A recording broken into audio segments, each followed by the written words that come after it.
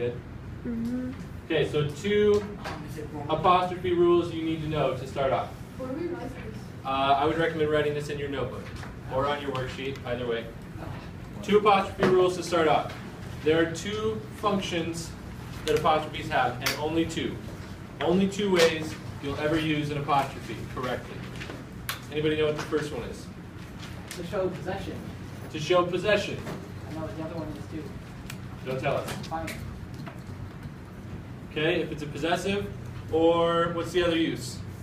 Contractions. A contraction, yeah. Okay, so those are the only 2 ways you can ever use an apostrophe. And if you think I'm wrong, stay with me. This one is an always, so you might want to write that over in the margin. Always. Every single contraction in the English language uses an apostrophe. There are no exceptions to that rule. Number 2 is a sometimes. Anybody know possessives without apostrophes?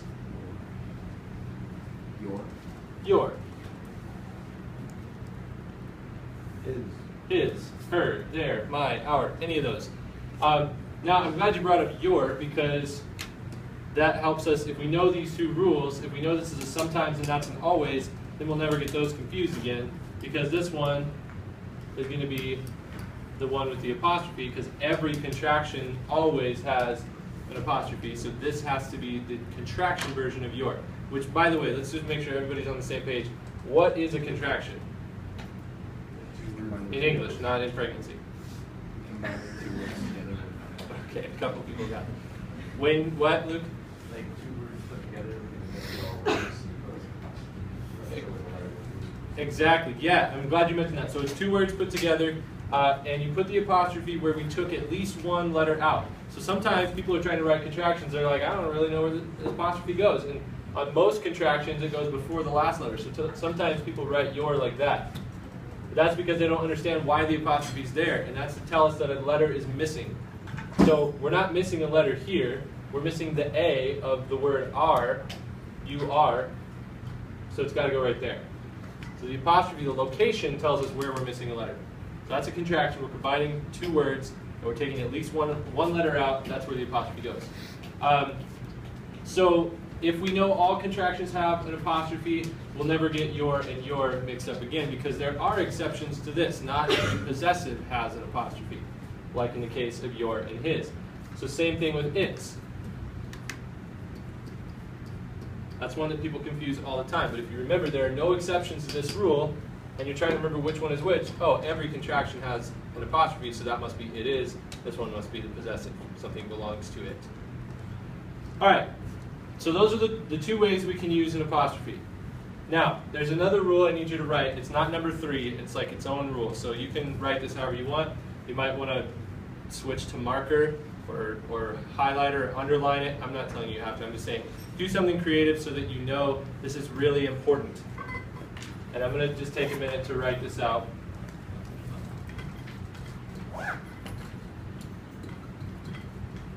And you can write it in your own words. Namely, you might decide to write more nevers.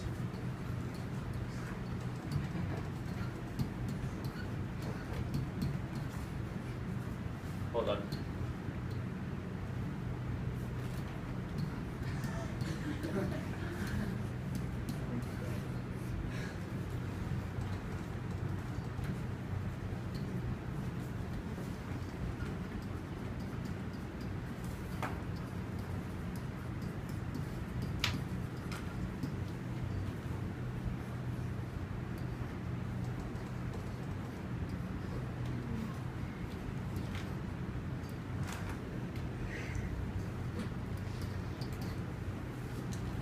Apostrophes never, ever, ever, ever, ever, ever, ever make something plural. They never do. Apostrophes never make things plural. How often do apostrophes make things plural? Never, ever, ever. So if I want to make something plural, can I use an apostrophe? No! Never. Apostrophes never make something plural. ever. So, if you think I'm wrong, stick with me. Let's look at some examples. All right. Let's talk about Mr. Jones. He doesn't work here anymore, but his name is convenient, so we're going to use his name. Mr. Jones. How do I write his last name? Assuming it's a conventional spelling. J-O-N-E-S. Jones. Mr. Jones. Is that correct? Sure. Okay, we're looking for singular, Mr. One Jones, one dude, Mr. Jones. That's correct. Mr. Jones. Most people are pretty good at the singular form. Now let's see about possessive. Let's say we're talking about Mr. Jones's class.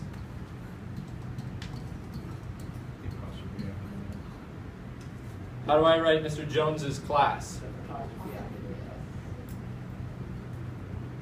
Is that it? No, because they would not be plural Joneses. We need an apostrophe S.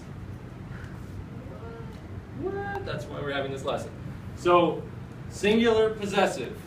When you have a singular and you're trying to make it possessive, all you do is add apostrophe S.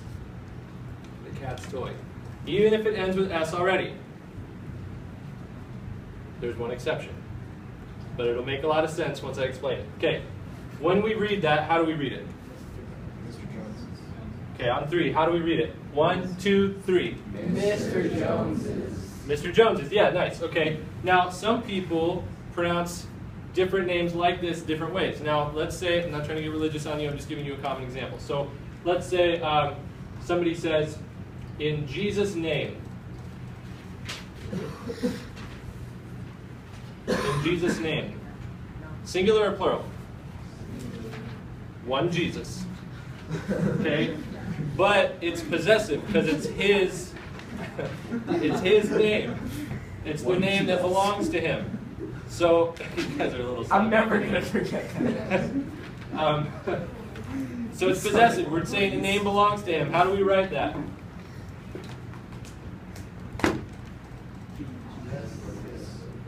No.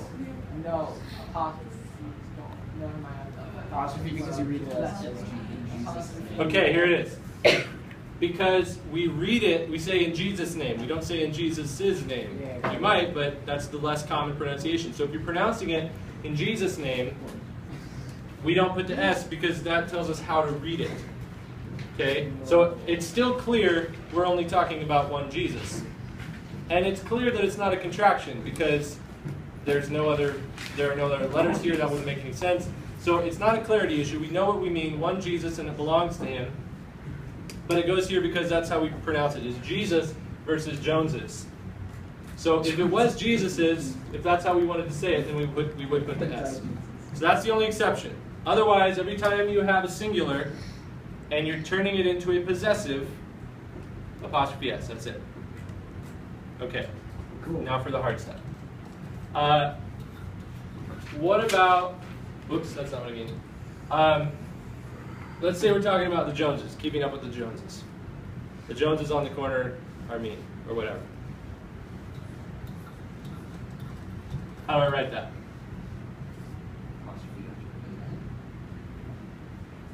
Look back at your rules.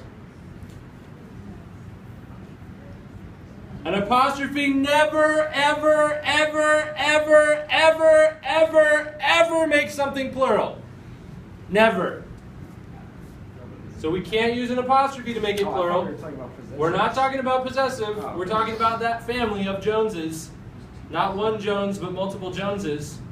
So how do we write that? Just ES.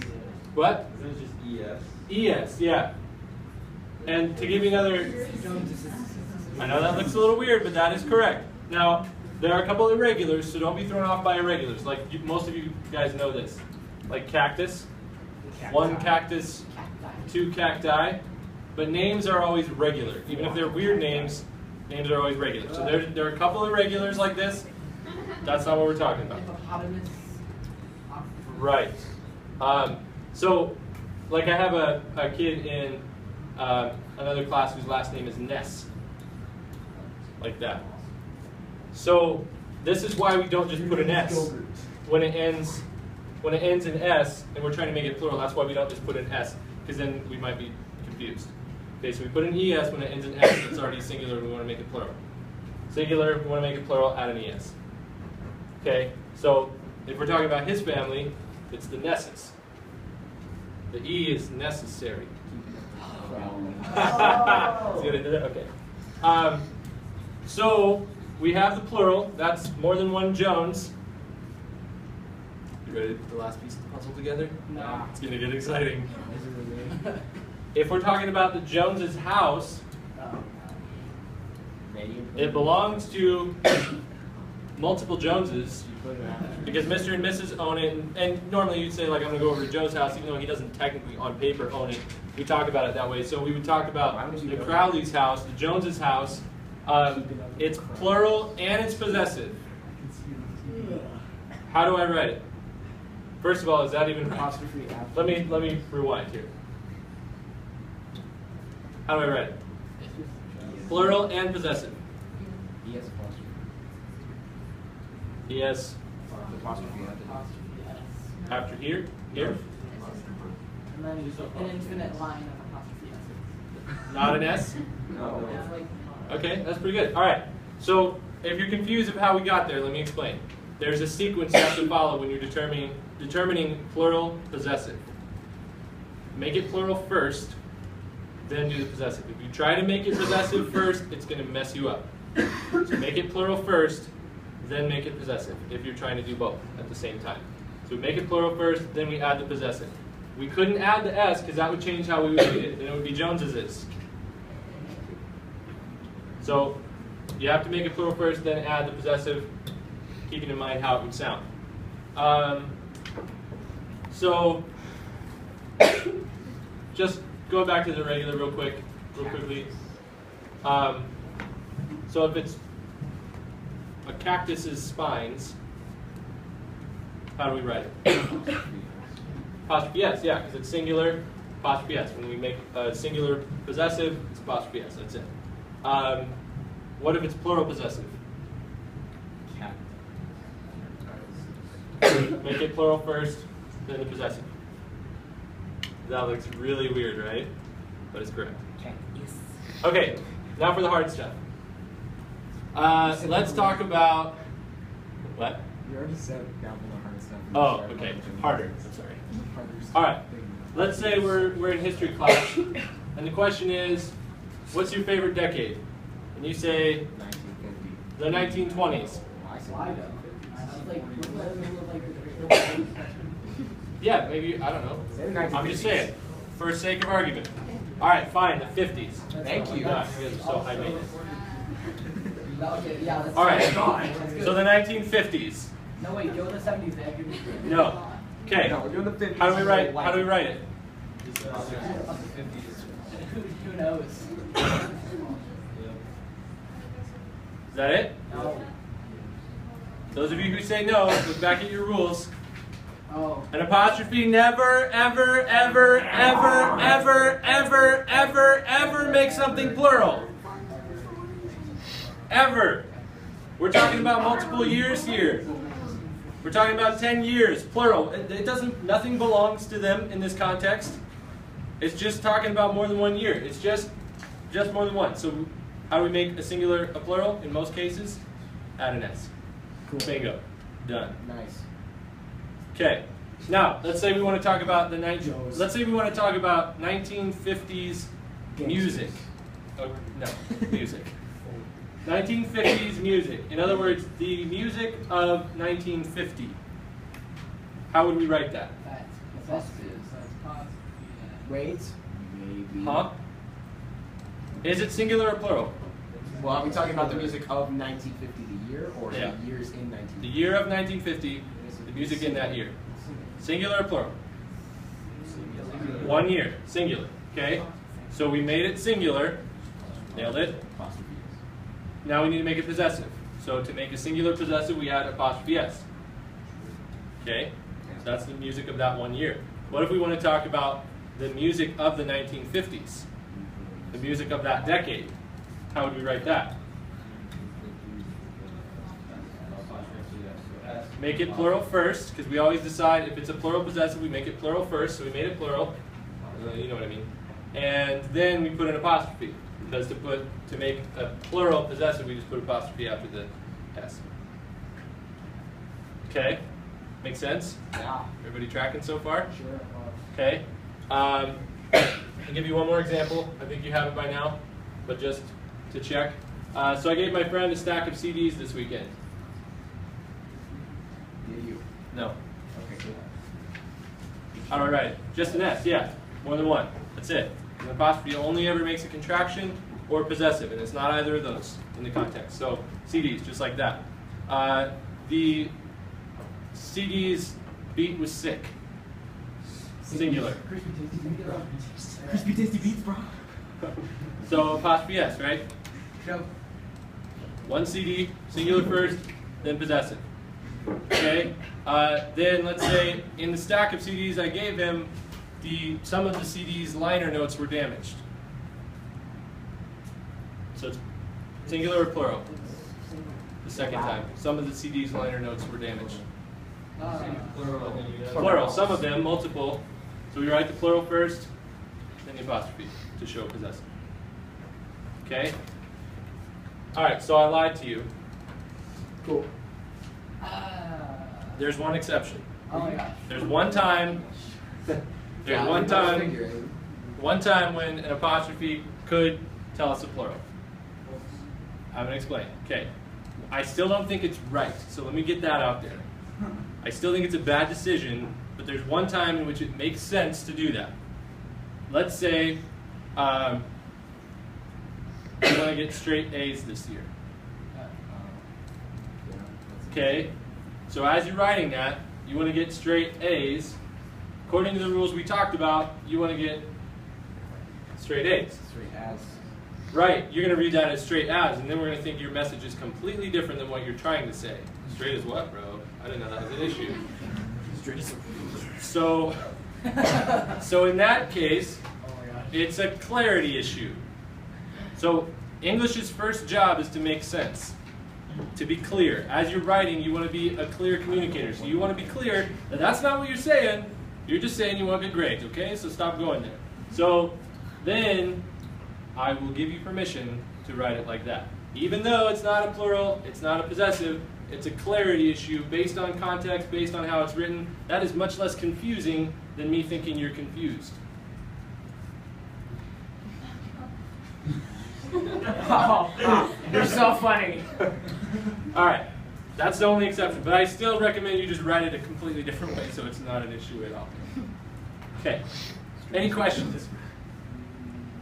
No.